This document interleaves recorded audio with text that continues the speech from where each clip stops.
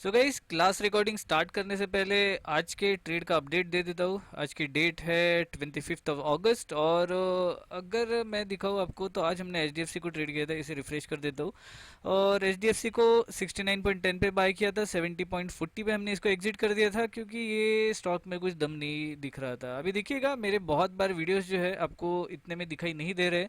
So most probably जब भी मुझे लॉस होता है उस वक्त मैं वीडियो पोस्ट करता हूँ, या फिर मुझे अच्छा खासा रिस्क रिवॉर्ड मिल जाता है उस वक्त पोस्ट करता हूँ। और 1:1 या फिर नो प्रॉफिट नो लॉस में निकलता हूँ तो उस वक्त मुझे मेरे वीडियोस जो है लाइव ट्रेडिंग के वो आपको नज़र नहीं आएंगे। सो चलिए, बस इतनी अपडेट थी। Let's continue with the class recording. Support and resistance का कॉन्सेप्ट मतलब ये कोई भी रैंडम लाइन, बराबर रैंडम लाइन ड्रॉ कर रहा हूँ मैं। अरे ये है रैंडम लाइन, ठीक है। और यहाँ पे एक दो ड्रॉ कर लेता हूँ और यहाँ, ठीक है। अभी इसको देखिए, है बराबर सपोर्ट, है बराबर सपोर्ट। ये भी देखिए, ये भी कितना परफेक्ट सपोर्ट है। यही रेजिस्टेंस है, यही सपोर्ट है, यही रेजिस्टेंस है। अभी है ना, परफेक्ट काम करता है, बहुत परफेक्ट। ये देखिए क्या बढ़िया सपोर्ट है, क्या बढ़िया रेजिस्टेंस है। ये देखिए, ये ऊपर ओपन हुआ, ये ब्रेकआउट हो गया है, कितना बढ़िया रेजिस्टेंस है। यही से तो गिरा है, ये देखिए यही से तो गिरा है। ये देखिए, ये था, यहाँ पे रुका, ब्रेकआउट हुआ, यही से भागा। ये क्या है, ये देखिए रेजिस्टेंस, ये देखिए यही से गिरा है। तो ये जो है ना मार्केट, ये पूरा रैंडमनेस है। लेकिन ये रैंडमनेस में सबसे अच्छे सपोर्ट एंड रेजिस्टेंस जो होते हैं वो मैंने बताया आपको क्या होता है। Previous day high low, weekly high low, monthly high low. यहाँ से प्राइस गिरने की संभावना जो है ये होती ही होती है। वरना ये जो रैंडम चीजें है, यहाँ से तो प्राइस भागती ही भागती है, बराबर ना। ठीक है, तो इसके तरफ हमको ध्यान देना है। देखिए, मैं फिर से बताता हूँ, हमारी एनालिसिस सिंपल है। हम जाते हैं डेली में, हम जाते हैं पहले तो डेली में। डेली में हम ऑब्जर्व करते हैं कि क्या हो रहा है। डेली में जो हमको दिखाई दे रहा है, मतलब ये अगर हमको दिखाई दे रहा है कि डेली में बाइंग हो सकता है, बाइंग हो सकता है, तो ये डेली में है तो इसको इंट्राडे में प्रूव करना पड़ेगा। अगर ये इंट्राडे में भी हमको प्रूव कर देता है, क्योंकि मैंने आपको बताया कि हमको डेली में क्या देखना है। डेली में हमको अगर कोई दो लेवल मिलती है और ये दो लेवल के बीच में अगर ये फंसता है और हमको ये इंट्राडे में प्रूव करता है कि भाई हाँ, ये लेवल्स इंपॉर्टेंट है क्योंकि इसके अंदर स्ट्रेंथ नहीं है, मतलब ये हमने डेली में निकाला है बाइंग के लिए, ओपनिंग हमारे डायरेक्शन में हो रही है और उसने कुछ टाइम पे स्पेंड करके हमको बता दिया कि हाँ, मुझ में दम है, मैं भाग सकता हूँ।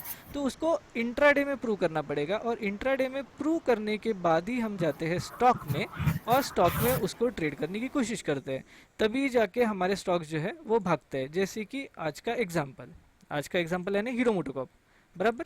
बहुत ही सिंपल ट्रेड था, ठीक है। डेली में ये इंपॉर्टेंट लेवल थी हमारी, मतलब ये दिन था जहाँ पे बहुत बड़ा वॉल्यूम आया, प्राइस रुकी, फिर से रुकी, ऊपर जाने की कोशिश की, नीचे आ गई। इसने बताया कि भाई ऊपर प्राइस जा नहीं सकती है। 5 मिनट्स के टाइम फ्रेम में आए, 5 मिनट्स के टाइम फ्रेम में ओपनिंग, ओपनिंग भी हमारी साइड में थी, प्राइस ऊपर जाने की कोशिश की और यहाँ पे इसने ब्रेकआउट दे दिया। ये ब्रेकआउट यहाँ पे फेल हो गया, मतलब ऊपर जाने की कोशिश की, यहाँ फेल हो गया, हमने इसको ट्रेड किए और ये बहुत बढ़िया रैली आ गई। ठीक है, अभी ये क्यों आया ये तो मुझको भी नहीं पता, लेकिन प्राइस जैसी भागनी चाहिए वैसी भागी। और एक बात जो मैं आपको बताना चाहूँगा ना, वो एक इम्पॉर्टेंट चीज़ ऐसी होती है कि जब भी हम कोई स्टॉक को पकड़ते हैं और स्टॉक को पकड़ने के बाद हम जब भी एंट्री लेते हैं, इसके अंदर 80% ऑफ द टाइम एक जो चीज़ कंफर्म होती है, वो कंफर्म चीज़ यानी क्या है ना, कि हमारे इंपॉर्टेंट लेवल से प्राइस गिरेगी ना तो ये इंपॉर्टेंट लेवल के ऊपर क्लोजिंग नहीं देगी, ठीक है। जी। ये कंफर्म है, क्यों ना, क्योंकि इवन अगर आप आज का जो ट्रेड था वो इन्फी का था, इन्फी में भी अगर आप देखोगे, इन्फी में भी अगर एंट्री बनी भी है, एंट्री बनी भी है तो आपको एंट्री देगी, लेकिन वो आपका स्टॉप लॉस नहीं खाएगा। अभी ये तो बहुत बड़ी एंट्री है, आप अगर आपको लगता है कि एंट्री बहुत बड़ी हो रही है तो आप छुट्टी कर लीजिए, पास में ये जो इंपॉर्टेंट लेवल रहती है उसके पास में जाके एंट्री बना सकते हो और फिर और एसएल छोटा हो जाता है। इससे भी ऐसे छोटा कैसा करना है वो तो मैं आपको आगे पकड़ाने वाला हूँ, लेकिन जो ये जो एंट्रीज होती है ना, जो सारे लॉजिक्स को मिलाने के बाद बनती है हमारी एंट्री, इसके अंदर मोस्ट इंपॉर्टेंट यही है कि एंट्री होने के बाद हमारा स्टॉप लॉस नहीं जाता है। आपको कुछ ना जी। कुछ मार्केट देके जाएगा। अगर मार्केट नहीं देके जाएगा तो आपसे पैसे भी नहीं लेके जाएगा। मतलब ही आप ऐसा समझ लीजिए कि आपके स्टॉप लॉस जाने के चांसेस बहुत ज़्यादा कम हो जाते हैं, और यही सबसे ज़्यादा इंपॉर्टेंट है। इन्फी में एंट्री मिली तो आपको ज़्यादा, मतलब इसके अंदर ज़्यादा कुछ मिला नहीं, आपका स्टॉप लॉस बच गया। हीरो मोटोकॉप जो था, हीरो मोटोकॉप के अंदर एंट्री मिली तो प्राइस काफ़ी अच्छी भागी है, तो मैंने ही ट्रेड किया हुआ है, बराबर ना। तो जी। देखिए सिंपल लॉजिक यही है कि डेली में देखिए, इंट्राडे में प्रूव करने दीजिए, अगर एंट्री मिलती है तो एंट्री कीजिए, और आपका स्टॉप लॉस बचाते हुए मार्केट जो भी दे रहा है वो लेके मार्केट से निकल जाइए, बस हो गया, बराबर।